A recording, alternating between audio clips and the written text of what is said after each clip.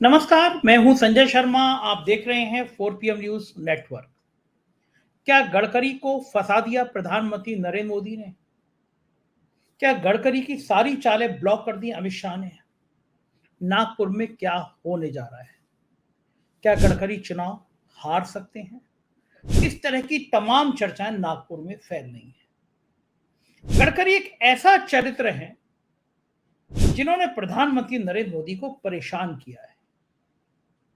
सबके पर कतर दिए प्रधानमंत्री जी ने, जो जो उठने की कोशिश करता रहा, चाहे वो वसुंधरा हो, चाहे वो शिवराज हो, चाहे योगी आदित्यनाथ। तो पर नहीं कर पाए, लेकिन योगी आदित्यनाथ को परेशान किया। गडकरी की भी पर कतरने की कोशिश की गई। पहले बहुत सारे मंत्रालय, फिर बाद में सिर्फ एक मंत्रालय, उनके पार्लियामेंट्री बोर्ड की कमेटी से उनका नाम निकाल दिया गया। जितना अपमानित किया जा सकता है गडकरी को किया गया। गडकरी की कुछ कामों की जांच कराई गई।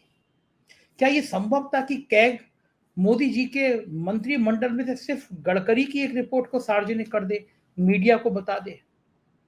और जो भाजपा के भक्ति काल में डूबे रहते हैं, वो भी गडकरी की द्वारका वाली सोने की सड़क की बातें मीडिया तक पहुंचाते रहे? और क्या ये सच है कि इस बार गडकरी के लिए नागपुर मुश्किल हो गया है? सवाल बहुत सारे हैं। दरअसल समस्या ये है, भारतीय जनता पार्टी अगर 200-220 के आसपास रह गई, जो आज के हालात में नजर आ रही है, तो सरकार या तो इंडिया अलायंस की बनेगी या एनडीए की बनेगी। और 220-25 की हालत में 50-60 सांसदों का जुगाड़ किया भी गया, तो ये सब तय मान रहे हैं तब प्रधानमंत्री नरेंद्र मोदी नहीं होंगे। तो ऐसा कौन सा नाम है जो बाकी सहयोगियों को राजी कर ले? तो सिर्फ एक नाम सामने आता है, गडकरी, और दूसरा नाम आता है राजनाथ सिंह का। तो क्या गडकरी के लिए इतनी लॉबिंग की गई कि चुनाव से पहले गडकरी के 2 अफसर गिरफ्तार कर लिए? गिरफ्तार सीबीआई ने कर लिए। मतलब दिल्ली की सीबीआई ने नागपुर में जाके गडकरी के करीबी अफसरों को गिरफ्तार कर लिया। गडकरी को बता दिया गया, अब तुम्हारा क्या हाल होने जा रहा है। और गडकरी भी बिल्कुल दूध का जला हुआ छाछ भी फूक फूक के पीता है। वो उस तरह के नहीं है। वो भी अपनी रॉ में आते हैं तो कुछ का कुछ कह ही जाते हैं। एक बयान उनका बहुत वायरल हुआ था पहले कि क्या गजब है हाल, ऐसी कुछ था कि क्या गजब है हाल, घोड़ों को नहीं मिलती घास और यहाँ गधे खा रहे च्यवनप्राश। सब समझ गए कि घोड़ा कौन है, गधा कौन है। सब समझ गए कि इशारा किधर है। फिर गडकरी ने भी कमान संभाली।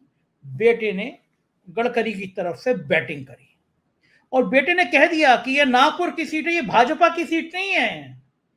भाजपा किसी गलतफहमी में ना रहे, ये सीट नितिन गडकरी की है।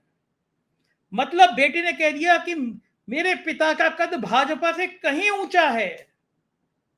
और नितिन गडकरी ने भी कह दिया कि तुम्हारे जो भक्ति काल के पत्रकार हैं, इनके शो भी मैं यहां कर आके दिखाऊंगा। तो चाहे वो आज तक हो या बाकी चैनल हो, क्या करते हैं मीडिया संस्थान?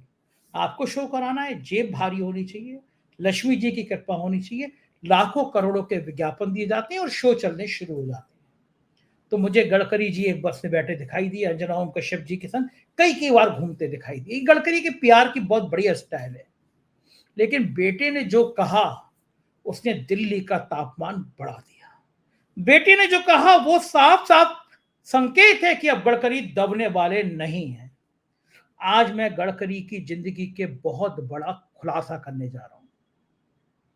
गडकरी की कंपनी पूर्ति घोटाले का जो जिक्र हुआ, पूर्ति कंपनी पे जो छापे डाले गए जिससे गडकरी अध्यक्ष नहीं बन पाए, उसके पीछे कहानी क्या थी?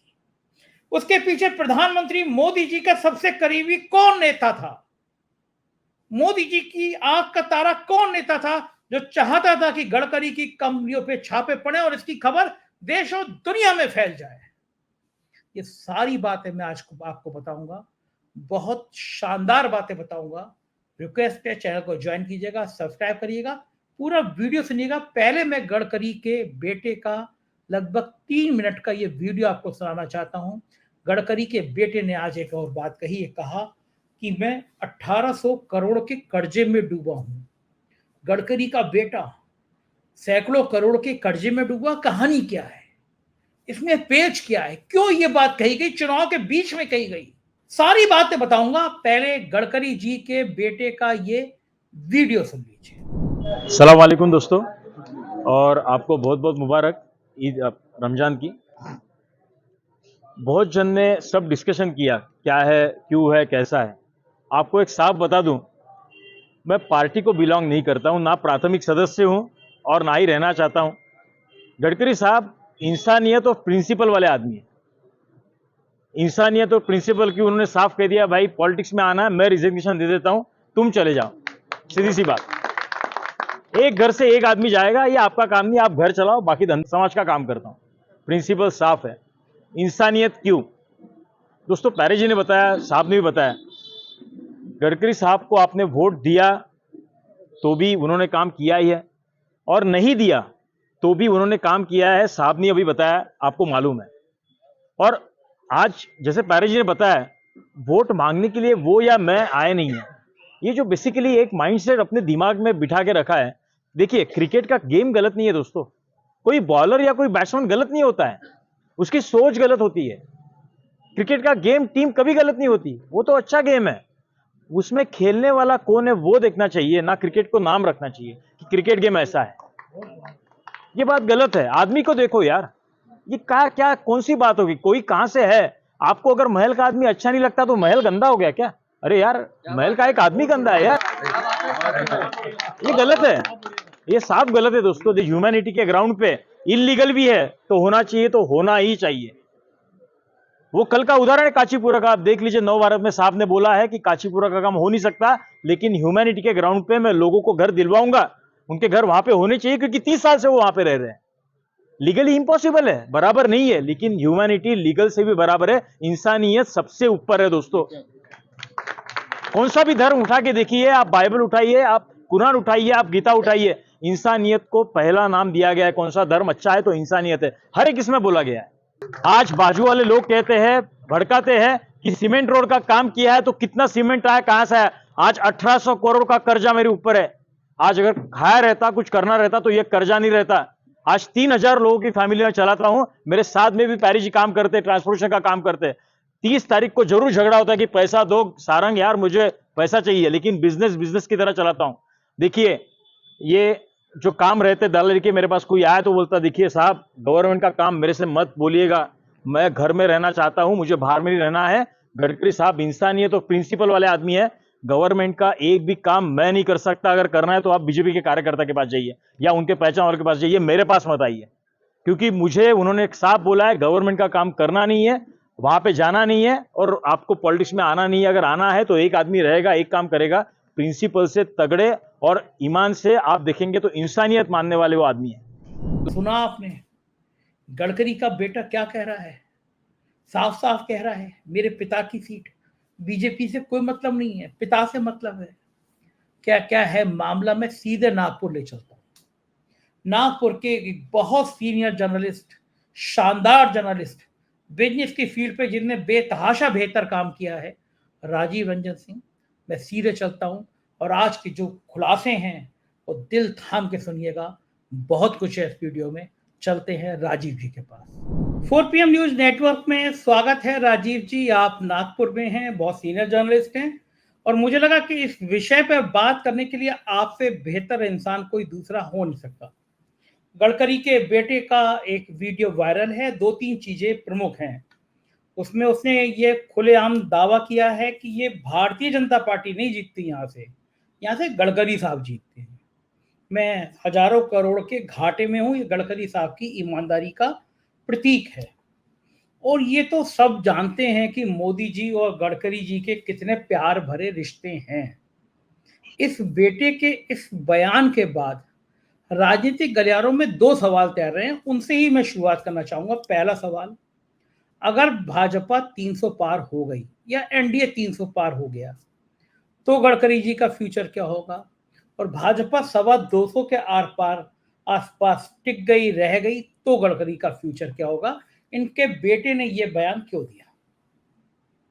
देखिए, 300 के पार गई तो करियर खत्म है, 225 पे अटक गई तो लॉटरी लग गई इनकी, समझ लीजिए, है ना। तो कहना ऐसा है कि 2019 में भी ये चीज चल रही थी कि यदि भाजपा 220 के आसपास में अटक जाती है तो गडकरी बेस्ट सुटेबल कैंडिडेट होंगे। अगर आपको फर्स्ट टर्म याद होगा मोदी जी का 2014 से 2019 का, तो उसमें नितिन गडकरी जी बहुत ही सशक्त मंत्री थे, उनके पास में कई सारे पोर्टफोलियो थे, रोड था, हाईवे, फिर उसके अलावा पोर्ट मिनिस्ट्री भी उनके पास में थी, गंगा जल शुद्धिकरण वाली मिनिस्ट्री जो है वो भी उनके पास में थी। तो कई सारी मिनिस्ट्रीज दे के रखी थी, बहुत पावरफुल थे। पर 2019 में जैसे ही 303 आए, गडकरी जी का कद जो है वो छोटा करने का कंटिन्यूसली उसके बाद से प्रयास होता रहा। इनको आपको मालूम है कि इलेक्शन कमेटी में इनकी जगह देवेंद्र फडणवीस को डाल दिया गया। फिर मैनिफेस्टो बनाने वाली, जो मैनिफेस्टो तो नहीं बोलते, वो घोषणा पत्र नहीं बोलते, कुछ और ही नोमेनक्लेचर है, कुछ और ही नाम से बोलते हैं। तो वो पत्र में भी जो है वो टीम में भी इनका नाम नहीं है कहीं पे, तो संकल्प पत्र। तो कहने का अर्थ ये है कि देखिए, यदि 220 से 230 तक अटक जाती है भारतीय जनता पार्टी, तो मैं आपको दावे के साथ कह सकता हूं कि नितिन गडकरी जो है वो टॉप रनर्स में होंगे प्राइम मिनिस्टर कैंडिडेट के, अगर वो नागपुर जीत जाते हैं तो। अभी तो नागपुर की ही टक्कर बड़ी कांटे की हो गई, क्योंकि यहाँ जाति समीकरण जो है वो धीरे धीरे ऐसा लग रहा है कि जो कांग्रेस के जो कैंडिडेट हैं वो कुंभी समाज से आते हैं, और उनके पक्ष में कुंभी समाज जो ओबीसी वर्ग है वो नागपुर के पॉपुलेशन का 40%। तो आप समझ लीजिए कि यदि उस तरफ हो गया, कुंभी, तेली, माली, अलग अलग जो ओबीसी में ये हैं, तो गडकरी जी के लिए बड़ी मुश्किल हो जाएगी, क्योंकि ब्राह्मण जो है वो 5% से ज्यादा आबादी नहीं है नागपुर में। तो एक चीज ये, दूसरा यहाँ कैंपेन जो है वो भाऊ बनाम साहेब का कैंपेन धीरे धीरे ले रहा है कि विकास ठाकरे भाऊ हैं, घर के लड़के हैं, वो 24/7 365 डेज अवेलेबल रहते हैं, ये अपने घर का बच्चा है। और नितिन गडकरी साहेब हो गए हैं, सब उनको साहेब साहेब बोलते हैं, तो भाई उनकी अवेलेबिलिटी और दूसरी जो चीजें हैं वो बड़ी डिफिकल्ट है। ऐसा कैंपेन बनाया जा रहा है, ये शायद कल से लॉन्च भी करने वाले हैं कांग्रेस में, भाऊ बनाम साहेब का। तो ये बड़ा अभी इंटरेस्टिंग मोड पे आया है। अभी 8-10 दिन है, 19 तारीख को है वोटिंग, तो आज तो 7 है, तो 10 दिन और कैंपेन चलेगा। कैंपेन क्या मोड़ लेता है उस पर बहुत कुछ डिपेंड कर। जी संजय जी, बिल्कुल आपने ठीक कहा राजीव जी, और बड़ी चौंकाने वाली बात आपने कही कि नागपुर जैसी जगह पर कांटे का मुकाबला हो गया है, और गडकरी का नागपुर में मुकाबला हो जाना ही बड़ी बात होती है। वरना ये माना जाता है कि गडकरी तो इतना डेवलपमेंट करने वाले इंसान हैं और इतना ज्यादा उन्होंने काम किया है तो वो जीत जाएंगे। जो बेटे का वीडियो वायरल हो रहा है, जो बेटा जो है वो मुस्लिम कम्युनिटी के लोगों से कह रहा है कि भाई आप पार्टी को मत देखिए, व्यक्ति को देखिए, एक व्यक्ति अगर कहीं गंदा है इससे क्या मतलब। तो ये गंदा इशारा किधर है? उधर ही है जिधर मैं सोच रहा हूँ, या कुछ और है? फिर बेटे को ऐसी बातें कहने की जरूरत क्या पड़ी कि मैं 1800 करोड़ के कर्जे में हूं और गडकरी जी सब कुछ है, पार्टी नहीं है। ये सब बातें किसकी तरफ? क्योंकि गडकरी के जो इशारे करते हैं वो तो मोदी जी पे रुकते हैं, लेकिन अब छोटे गडकरी यानी गडकरी के बेटे के तीर भी अब क्या मोदी जी की तरफ चलने लगे हैं? देखिए, मुझे जहां तक लगता है ना, ये कैलकुलेटेड रिस्क लिया इन लोगों ने। ये बेटा इतना बेवकूफ तो है नहीं कि बाहर जाके कुछ भी ऐसा बोल दे। तो जो इलेक्शन के ठीक पहले गडकरी साहब की जो मिनिस्ट्री है, हाईवे मिनिस्ट्री के 2 ऑफिशियल जो एनएचएआई जो है, उनके ऑफिशियल्स को यहां से सीबीआई की दिल्ली टीम ने आके उठाया था। अब आपको मालूम है कि सीबीआई किसके अंडर में काम करता है, करेक्ट? और इस बात की भनक नागपुर की सीबीआई टीम को भी नहीं थी। नागपुर में भी सीबीआई का बहुत बड़ा ऑफिस है, तो यहाँ के लोगों को भी इस चीज के बारे में कुछ खबर नहीं थी। तो दिल्ली से आके आपके घर में घुस के 2 अधिकारियों को, आपके अधिकारियों को उठा के लेके जा रहे हैं, तो सीधा सीधा चैलेंज दिया जा रहा है कि औकात में रहो, ठीक है? तो इधर से भी तो कुछ इशारा देना है। तो यही मुझे लग रहा है कि भाई बताया जा रहा है कि हम आपके भरोसे नहीं है, आप इस गलत फहमी में ना रहे कि हम आपके भरोसे हैं। हमने अपनी जमीन खुद तैयार की, और बात भी सही है कि 2014 के पहले यहाँ से कांग्रेस ही जीती रही थी कंटिन्यूसली, ठीक है? तो नितिन गडकरी ने आके नागपुर में मतलब एक तरफा मुकाबला कर दिया, 2,85,000 के मार्जिन से विलास मुत्तेमार को हराया था, 2.25 लाख के ऊपर 2014 में। और 2019 में नाना पटोले को उन्होंने 2,15,000 या 2,10,000 से हराया। तो ये 2-2 लाख के मार्जिन से जीतना मजाक नहीं है। अभी देखिए बड़ा इंटरेस्टिंग संजय जी एक चीज ये हो रहा है कि इनके बेटे ने ये कहा, ऊपर से इनके बेटे ने कह दिया कि 1800 करोड़ का कर्ज है। अब लोग सवाल पूछने लगे कि भाई आपकी कमाई कितनी है कि आपको 1800 करोड़ का कर्ज दे दिया गया है। देखिए मैं तो आर्थिक पत्रकार हूं, फाइनेंस का, मुझे इतना मालूम है कि जब भी बैंक लोन सिंडिकेट करता है, डेट देता है, तो 20% बोलता है कि आप अपनी इक्विटी दो, 25% अपनी इक्विटी दो और हम 70 से 75% हम डेट देंगे। तो 1800 करोड़ का यदि मैं 25% भी पकड़ूं तो 450 करोड़ होना चाहिए इनका नेटवर्थ मिनिमम। उसी के भरोसे 1800 करोड़ का लोन मिला है। तो सभी लोग नागपुर में यही सवाल पूछ रहे कि 450-500 करोड़ रुपए तो कभी आपने बताया नहीं एफिडेविट में, कभी शो नहीं किए, मतलब वो कहां पे है 450-500 करोड़ मिनिमम जो है, ये कहां से आ रहा है। तो बड़े सारे सवाल अब उठने लगे कि भाई ये बैंकों ने कैसे लोन दे दिया, कौन से बैंक है, मतलब कांग्रेस इसको एक विषय बनाने की कोशिश कर रहा है। तो एक चीज ये है, आप थोड़ा सा नागपुर की डेमोग्राफी को समझ लीजिए। यहाँ पे 22 लाख वोटर है। 22 लाख वोटर में लास्ट टाइम जो था 11,77,000 लोगों ने वोट किया। 22 लाख में 35-36 लाख के आसपास में पॉपुलेशन है। इसमें 40% जो है वो कुंबी समाज, मतलब ओबीसी समाज है। 32.5% जो है वो बाहरी लोग हैं, यूपी, बिहार, बंगाल के बहुत लोग हैं यहाँ नागपुर में, ठीक है। उसमें मुस्लिम भी आ जाते हैं 32.5 में। 20% एससी समाज है, बहुजन समाज, और 7.5% जो है वो ट्राइबल्स है। अभी हुआ यह है कि बहुजन वंचित अघाड़ी जो प्रकाश अंबेडकर जी की है, उन्होंने विदर्भा की 10 में से 9 सीट पे अपने कैंडिडेट खड़े किए, परंतु गडकरी साहब के अगेंस्ट नहीं खड़ा। तो यहां ये लोग बोल रहे हैं कि कोई दिल्ली में बैठी हुई एक अदृश्य शक्ति है भाजपा की, जो चाहती नहीं कि गडकरी साहब यहां जीते, क्योंकि यदि बहुजन वंचित अघाड़ी खड़ा हो जाता तो कांग्रेस के वोट काटता, तो वो अब कांग्रेस के वोट काटेगा नहीं। तो ये बड़ा द्वंद्व जो है ना, मतलब ये कोल्ड वॉर चल रहा है, शैडो वॉर चल रहा है दिल्ली की शक्तियां और गडकरी जी के बीच। जी, दिल्ली की तो दो ही शक्तियां हैं, जैसे पूरा देश जानता है, छोटे साहब वो बड़े साहेब और उनके चाणक्य। लेकिन गडकरी इतने जाल में फंस जाएंगे, इस चक्रव्यूह में फंस जाएंगे कि उनके जीतने के भी लाले पड़ेंगे, या कंपटीशन बहुत टफ हो जाएगा। आप ईमानदारी से बताइए, आज से 6 महीने पहले आपने सोचा था कभी ये सीन हो जाएगा? बिल्कुल भी नहीं सोचा था। पर ये आप समझिए कि बड़ा इंटरेस्टिंग है, क्योंकि भाजपा के लोग मतलब कुछ एक तबका है जो चाहता नहीं कि गडकरी जी जीते, वहीं दूसरा कांग्रेस का एक तबका है जो ये चाहता नहीं कि ठाकरे साहब जीते। अब ये थोड़ा विकास ठाकरे जी के बारे में मैं बता दूं, आपको हैरानी होगी जान के कि इनके पास में एक भी स्टार कैंपेनर नहीं आया, कोई स्टार प्रचारक नागपुर की तरफ देख ही नहीं रहा कांग्रेस का। ना प्रियंका गांधी, ना राहुल गांधी, ना खड़से जी, कोई भी ऊपर से आके विकास ठाकरे का प्रचार नहीं कर। पहली चीज, मेरी उनसे अभी 2-3 दिन पहले बात हुई थी विकास ठाकरे से, उन्होंने बोला कि यार मेरे को तो पता ही नहीं था कि मुझे इलेक्शन लड़ना है, मेरे को लास्ट मोमेंट पे बोला गया कि आपको लड़ना है, मैं लड़ गया, क्योंकि ये 10 साल से नागपुर शहर में कांग्रेस के अध्यक्ष है, सिटी प्रेसिडेंट है, और ये 2002 से 2005 मेयर भी रहे नागपुर के, और 2019 में वेस्ट नागपुर से ये भी है, एमएलए भी है।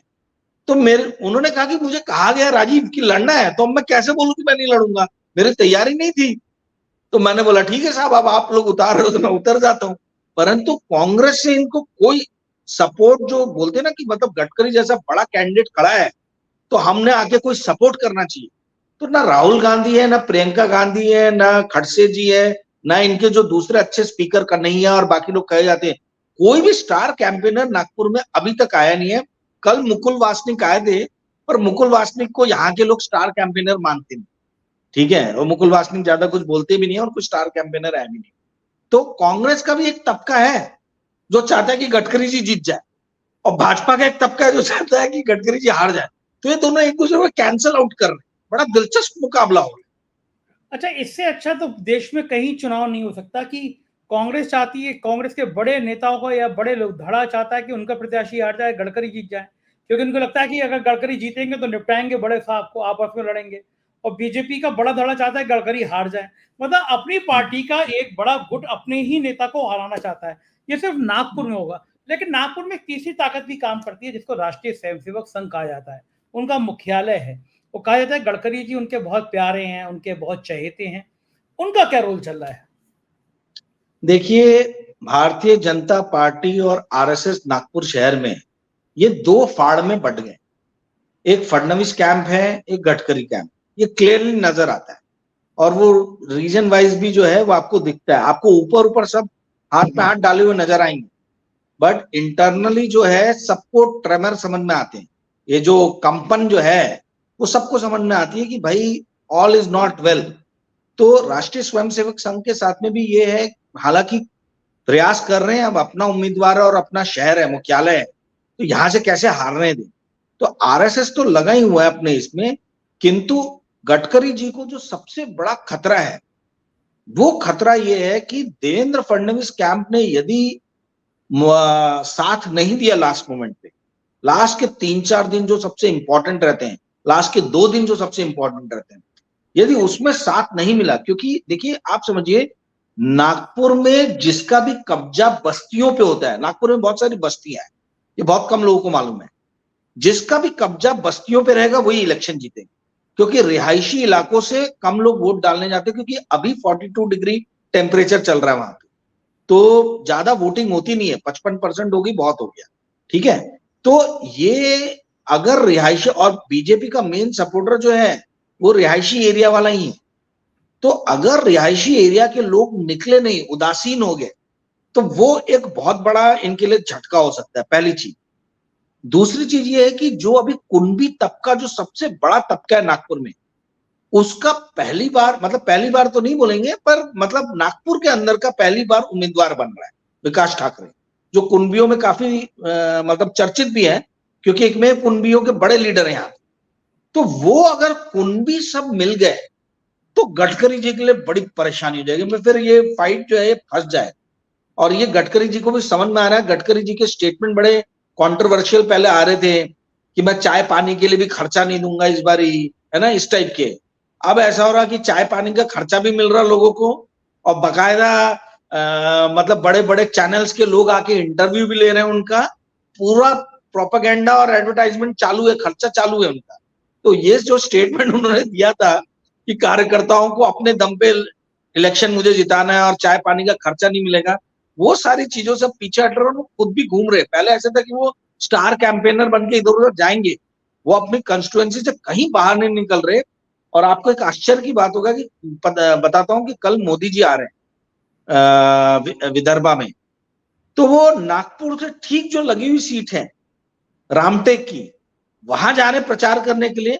रामटेक में कांग्रेस का जो बागी एमएलए है उमरेड से, वो लड़ रहा है राजू पारवे बीजेपी के टिकट से, ठीक है।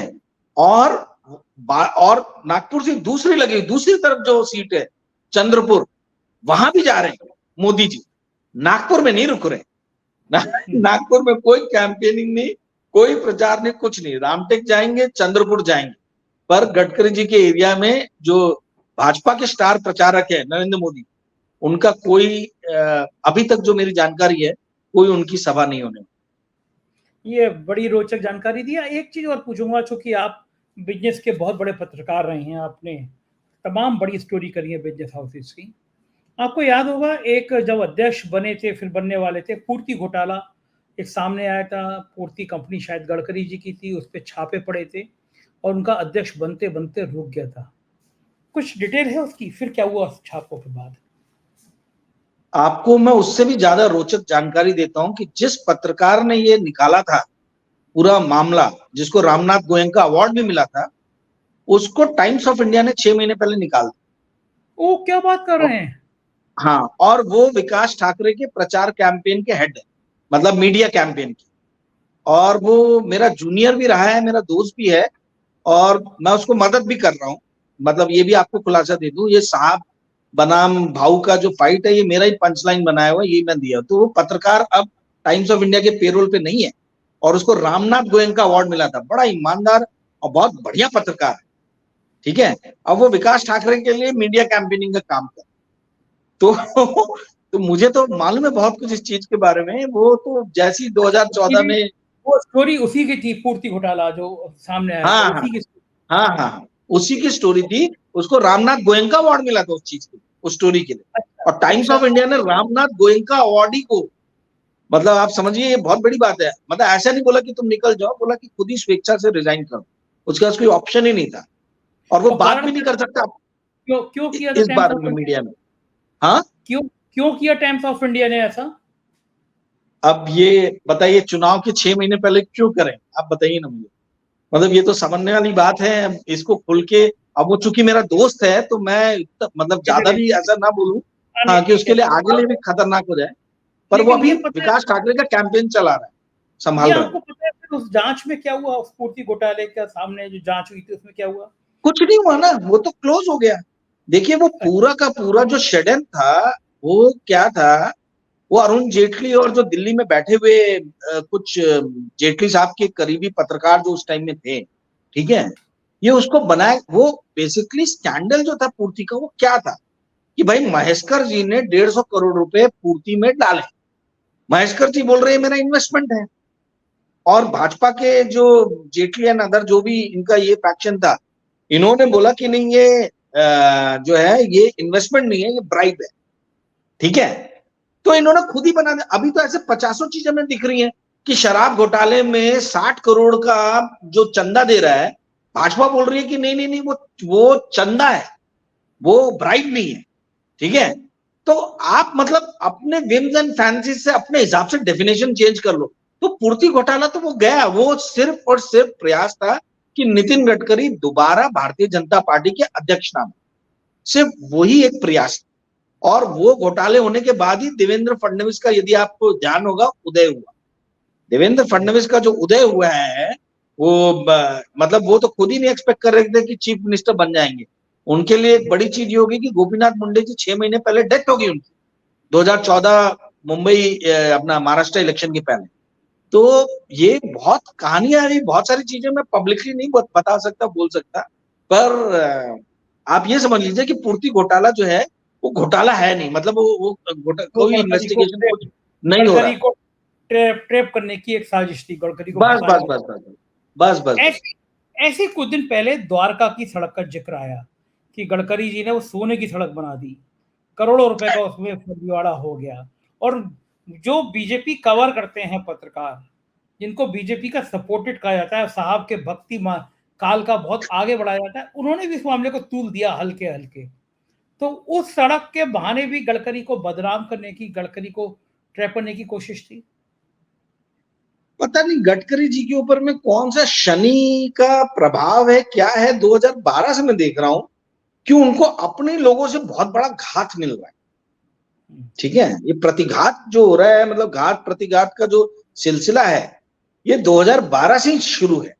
अब आप बताइए कि क्या कि कोई भी रिपोर्ट आप याद कीजिए, सिर्फ ये द्वारका वाली रोड के अलावा कौन सी बड़ी रिपोर्ट पिछले 5 साल में कैग ने दी और किसी मिनिस्टर को उन्होंने घेरे में लिया। तो ये ऐसा क्यों हो रहा है। अच्छा, ये भी संजय जी बड़े आश्चर्यजनक बात है कि जब विकास की बात नरेंद्र मोदी करते हैं तो सबसे पहला बोलते हैं हमने रोड बनाई। रोड देखिए, हमने तिब्बत तक रोड बना दिया, और कहां कहां अरुणाचल में रोड बना दिया, और लद्दाख लेह में टनल खोद दिया, और ये सब काम तो गडकरी जी के विभाग के है ना। तो आप उस आदमी के काम को, उसके विभाग के काम को आप यूज कर रहे हो अपने प्रचार में, और आपको अंदर ही अंदर समझ में आ रहा है कि भाई मेरा सबसे बड़ा प्रतिद्वंदी तो यही है, यही बेस्ट परफॉर्मिंग है। आप मुझे बताओ, गडकरी साहब के अलावा कौन दूसरा भाजपा के पास में दिखाने के लिए अच्छा मिनिस्टर है जिसने 5 साल में बहुत तोड़ फोड़ काम किया। इन्होंने अश्वनी वैष्णव को बीच में प्रोजेक्ट करने की कोशिश की, पर उड़ीसा में जो रेल एक्सीडेंट हुआ, वो इतिहास का मतलब one of the worst rail accident था। उसके बाद में जो ग्राफ नीचे आया है, और भी बहुत सारी अश्वनी वैष्णव से रिलेटेड चीजें आई, ठीक है। सिमिलरली इन्होंने जयशंकर जी को बीच में प्रोजेक्ट करने की कोशिश किया, तो पता चला कि भाई हमारे तो रशिया जो हमारा सबसे फेवर्ड अलाय है, उसने तक रुपी में ऑयल ट्रेड करने से मना कर दिया है।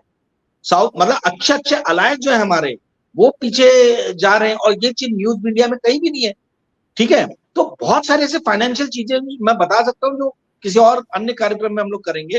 पर ये जो है कि अलग जो 2-3 मिनिस्टर्स को प्रोजेक्ट करना चाह रहे थे, किसी को विदेश नीति के दम पे, किसी को रेल केस पे, वो सब फेल्ड हो गए। दिखाने के लिए एक ही मिनिस्ट्री इनके पास में, वो है रोड एंड हाईवे, उसमें वाकई में काम हुआ। अब बात यह है कि रोड एंड हाईवे में काम हुआ है, पर वो जो जिस आदमी के अंदर में मिनिस्ट्री है, आप उसको प्रोजेक्ट नहीं कर सकते, बढ़ा नहीं सकते हो, तो अब आप क्या करोगे? आपको मालूम है कि यही मेरा कॉम्पिटिटर, तो आप उसको रख भी रहे हो, उसको बार बार एहसास भी दिला रहे हो कि आप सीमा के अंदर रहें, है ना। आप कद भी छोटा करने की कोशिश करो इस टाइप के छोटे छोटे एक्सपोजे करके या उनके अधिकारियों को उठा के, but at the same time आपको ये मालूम है कि ये बड़ा लोकप्रिय है पार्टी के अंदर भी और पार्टी के बाहर भी, तो इसको हम धकेल नहीं सकते। आप देखिए पहली सूची में नाम नहीं था उनका, सारे बड़े लीडर्स के नाम आ गए, इनका नाम नहीं था, क्योंकि और कोई इनके जो अलाई है उनसे भी कोई पंगा नहीं था कि गडकरी जी नागपुर से नहीं लड़ेंगे, उसके बावजूद भी इनका नाम अनाउंस नहीं किया गया। जब आरएसएस का डंडा चला और जब यहां से प्रेशर गया कि नहीं भाई आपको तो ये करना ही है ना, अदरवाइज बहुत गलत सिग्नल जाएगा, और विदर्भा की 10 सीटें जो है उस पर उसका बड़ा बुरा प्रभाव दिखेगा, तो फिर एक एक सीट की यहाँ तो लड़ाई है, यहाँ तो 272 के लिए भी मतलब लाले पड़े हुए हैं, तो एक एक सीट की है, तो ये नहीं छोड़ सकते थे, दिया फाइनली गडकरी जी को। बिल्कुल ठीक बात है, बिल्कुल ठीक है। एक आखिरी सवाल, महाराष्ट्र सबसे बड़ा राज्य है उत्तर प्रदेश के बाद, महाराष्ट्र में एनडीए और इंडिया दोनों उलझे हुए हैं। आपको चूंकि आप बहुत सक्रिय पत्रकार हैं, बहुत सक्रिय रहते हैं, क्या तस्वीर नजर आ रही है महाराष्ट्र की, किसको थोड़ी बढ़त मिलेगी, कौन नीचे आएगा? देखिए कैसा है, मुझे ऐसा लग रहा है कि पहले इंडिया अलायंस पे मैं बात कर लेता हूँ।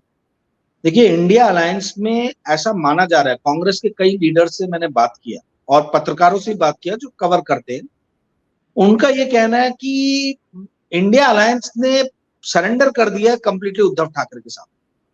जैसे मैं आपको एग्जांपल देता हूं, आप बताइए वर्धा की सीट जो है, वर्धा में बड़े बड़े लीडर हैं कांग्रेस, पर वहां से राष्ट्रवादी कांग्रेस यानी शरद पवार का कुछ वहां था ही नहीं, वहां उनके उस पे खड़े, मतलब वो राष्ट्रवादी कांग्रेस को वो वर्धा की सीट दे दी गई।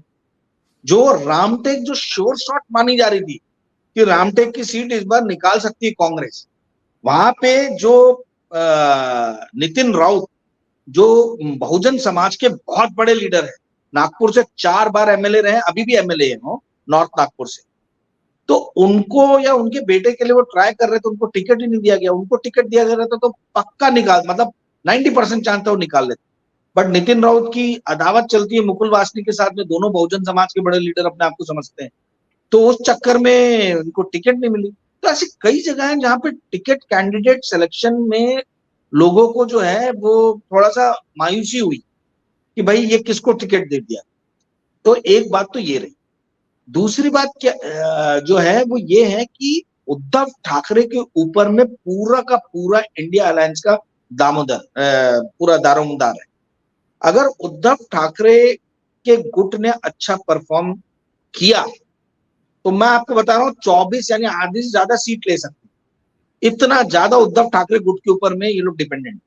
अगर उद्धव ठाकरे गुट ने अच्छे, क्योंकि कांग्रेस ने ऑलमोस्ट उद्धव ठाकरे को फ्री हैंड दे दिया, वही स्ट्रैटेजीज बना रहे, वही सब कुछ कर, तो ये हुई इंडिया अलायंस की बात। दूसरी आते हैं अपना एनडीए के ऊपर में। देखिए एनडीए में बहुत मारामारी, एनडीए में मारामारी इसलिए है कि इनको तो अपने वो 13-14 एमपी की सीट चाहिए जो महाराष्ट्र के सीएम है शिंदे साहब, और भाजपा कोई हाल में देना नहीं चाहती, ठीक है।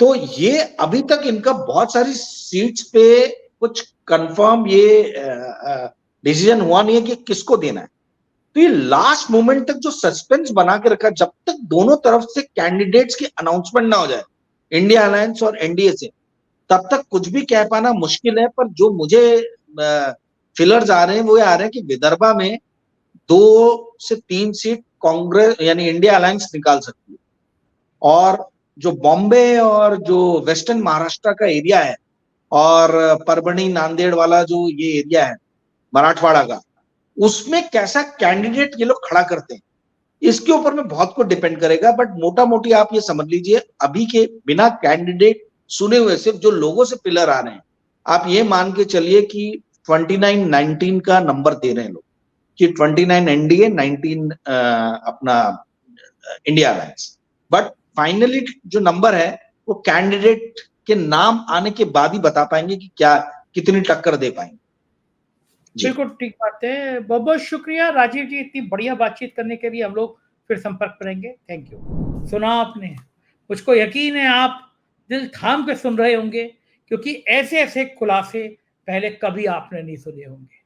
तो क्या गडकरी वास्तव में फंसे हुए हैं? क्या होगा गडकरी का भविष्य? ये तो 4 जून को पता चलेगा। लेकिन राजनीति की ऐसी खबरें देखने के लिए ज्वाइन कीजिएगा 4 PM को, सब्सक्राइब कीजिएगा 4 PM को। Thank you.